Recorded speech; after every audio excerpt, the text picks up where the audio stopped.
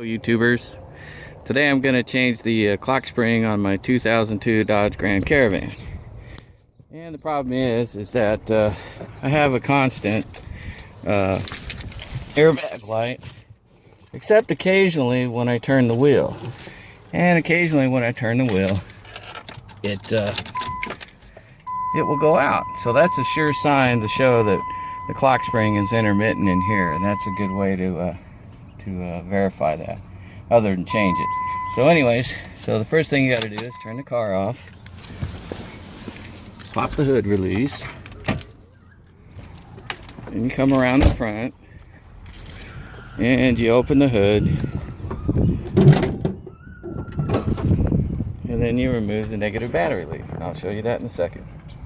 Before we get going too far, I'm going to show you the tools I'm going to use. I'm going to use a harmonic balancer puller, or a steering wheel puller as some call it. And I've got a 14 millimeter wrench. That's for that. 10 millimeter wrench. That's for your battery, negative battery disconnect. A little 1/4 inch drive ratchet with a 3-inch extension and a 10 millimeter socket. A number 2 Phillips, and then the part itself. Here's the part. Now it'll fit a 2001 to 2005 Caravan or Town & Country, or a 2001 to 2003 Plymouth Voyager. And here's the part itself. Notice that there's 2 cables on here. You might want to just go ahead and use these ones instead of the originals. This is a little pull tab, and you have to put it on straight. So anyways, let's get to it. Let me get the battery disconnected and we'll get to it. Okay, it's a 10 millimeter if it's stock. Should be. And just lift it up. Wiggle it up. There it goes. There we go. And just set it aside. Make sure it doesn't retouch it. Now we have to sit and we got to wait 2 to 5 minutes. The book says 2 minutes. We'll wait 5 minutes. So let's take a break from then, and then I'll get back to it. Alright, it's been about 5-10 minutes, so now we're going to go on the inside and we're going to pull the airbag. I'm going to show you what we're going to do. We got a hole right there, and you got one on the other side just like that. You pull that off, and then that airbag will just flop down. Then you can get the connectors, and I'll get that and show it to you. Okay, and we can bring it in here, and it actually angles out just slightly. Then you can get to it. And the same thing on the other side. Right back up in here. There's the hole. There it is. Oh, sorry for the focus. And it comes out. Now, the bolts are still in there, and what I'm going to do is I'm actually going to get out of the car, and I'm going to do this from the side. I don't want to be in front of this airbag. Even though the battery's disconnected, if something did happen, I wouldn't want this thing to hit me in the face.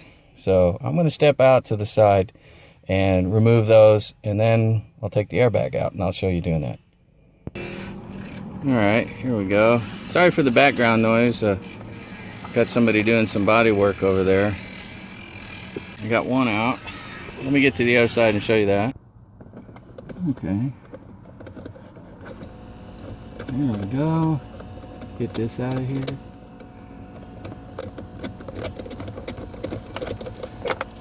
And that one's out.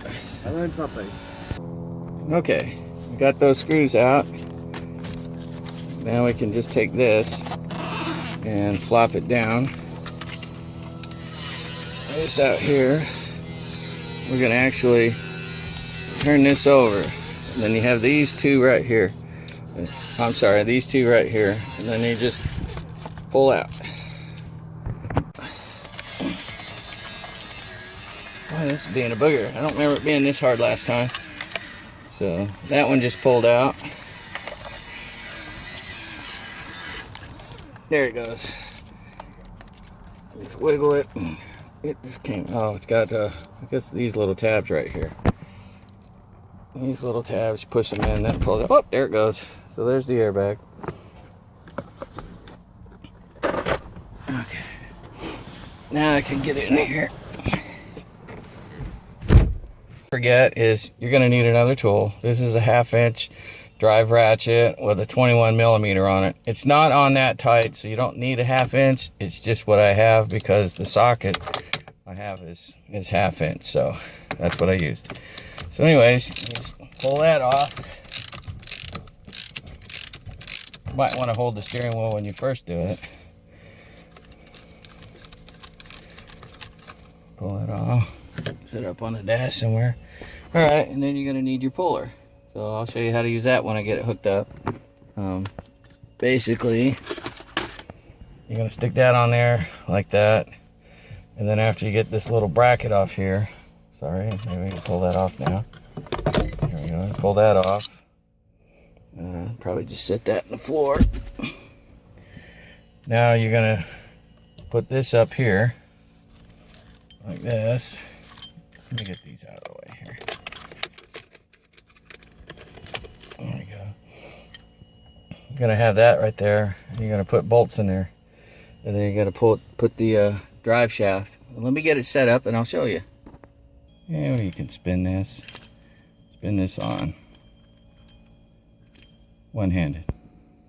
Okay, now what you do is you put a bolt through this and you screw it into the steering wheel, both sides, and then you screw this shaft in till it hits this, and then you just turn this right here and keep going. You might have to hold the steering wheel when you do it. Might even need to double wrench it or use a bigger wrench. But anyways, let me get this off. Talk with you in a little bit. Okay, that sucker was on there really tight. I ended up double wrenching it. You can see all the leverage you get out there. You could probably use a big breaker bar or something, but I got it broke loose pretty good now. So it should, yep, there it goes. She should come off now. Once you get that done, then you should be able to just give it a good pull and the whole thing come out right there. Boom. There you go. And there's your clock spring. That's what we're going to go ahead and replace. And there's some stuff underneath, some connectors down here too that you have to replace. Here's the new ones, so you see you've got to disconnect those. The only way to do that is you have to pull this bottom clamshell off. And that's what the Phillips screwdriver's for. There's I believe 3 screws right there. They're in there somewhere. You just got to wiggle around. Eventually you'll find them. So let me get those 3 screws up. There's 1 there and then there's 2 there. Let me get those off and get this off. And then I'll show you what I'm doing. Okay, when you go to take it apart, just kind of grab it. Pull it like that. It should just come right off. This one's being a little bigger. There it goes. Put that up there. Okay, here we go.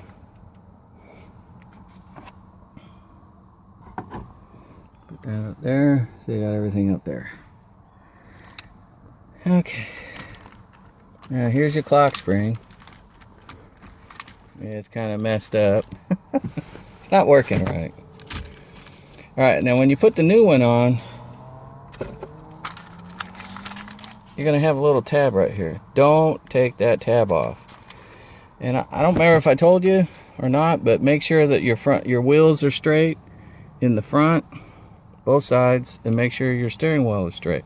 When your wheels are straight, typically this keyway will be up right here. Obviously mine's just a hair off, but it's not going to matter. So anyways, so let's go ahead and let's get this off. You got a couple of screws right here, 1 there and 1 there, and we got to get these connectors off the bottom too. So let's get those screws off of there.